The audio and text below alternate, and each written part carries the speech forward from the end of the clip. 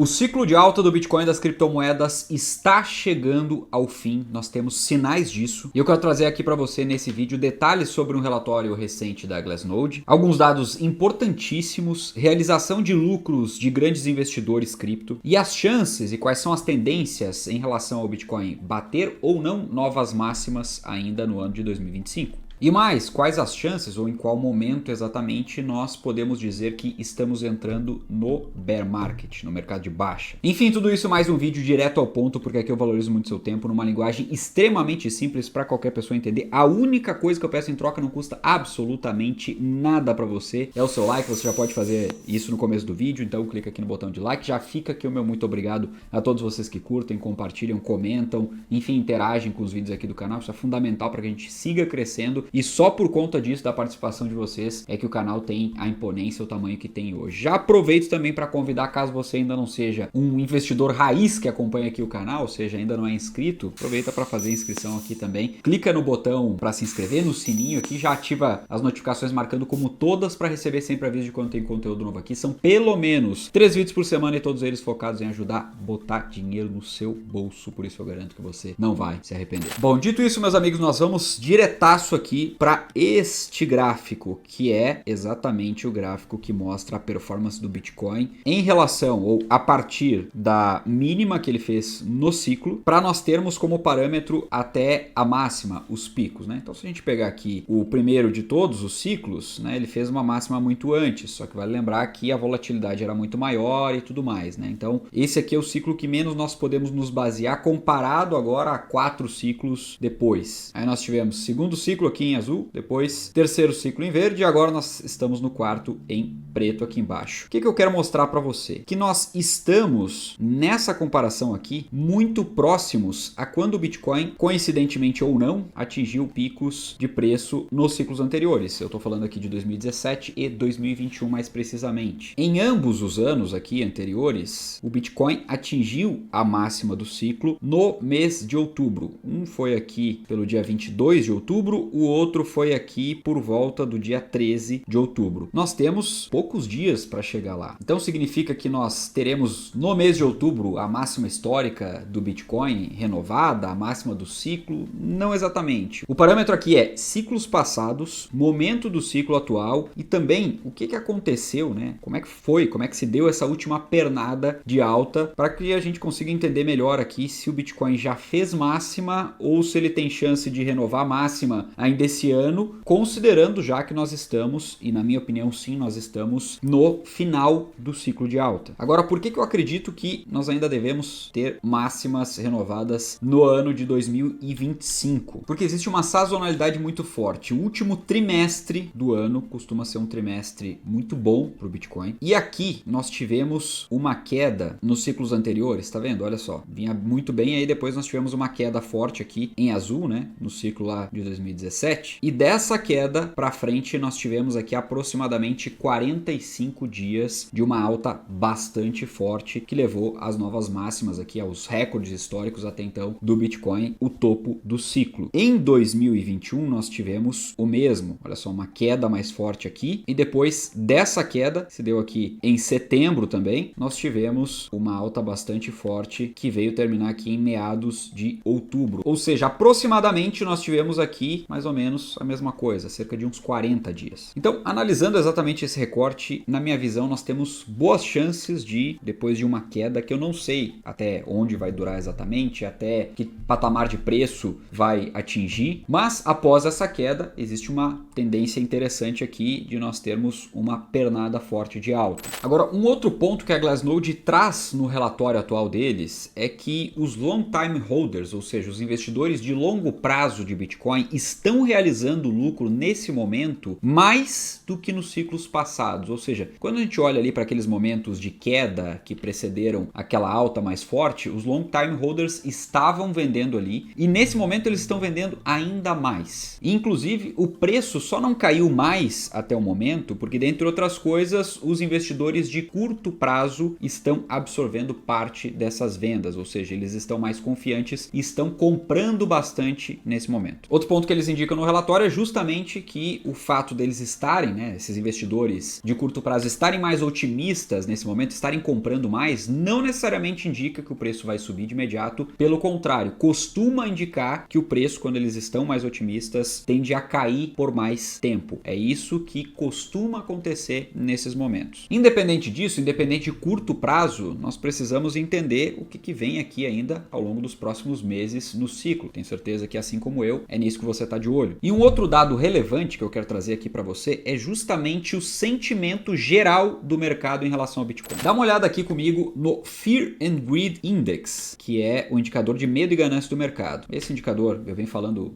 constantemente aqui no canal. Quem acompanha o canal de verdade sabe exatamente o que ele significa, né? O sentimento do mercado, ou seja, quando o mercado está mais pessimista e quando está mais otimista. Geralmente quando o mercado está mais otimista, quando ele atinge uma ganância extrema, é um bom momento para realização parcial, né? Ou para vendas em geral. E quando o mercado está em medo extremo, acaba sendo um melhor momento para acumular estatisticamente. E aqui eu quero mostrar para você o seguinte: nós não atingimos nesse momento, no momento atual aqui, né, nem ganância extrema quando o Bitcoin atingiu lá as máximas recentes e nem atingimos medo extremo até então. A última vez que o Bitcoin atingiu medo extremo foi lá na queda de abril, né? Ou seja, lá quando teve o tarifaço do Trump e tudo mais, os mercados internacionais caíram forte e aí foi mais ou menos por lá que o Bitcoin, o sentimento do Bitcoin atingiu esses níveis de extremo medo. Desde então, nós não atingimos mais. O máximo que nós chegamos aqui foi no medo, mas nem perto de medo extremo. Então, esse é um sinal aqui importante para a gente fazer uma relação disso com o ciclo passado. Lembra lá que em 2021, por exemplo, teve um mergulho, aquele último mergulho antes da alta forte? Vamos dar uma olhadinha em como estava o sentimento naquele momento. E isso pode nos dar um sinal aqui de onde esse indicador pode chegar nessa queda atual do Bitcoin, caso ela perdure aí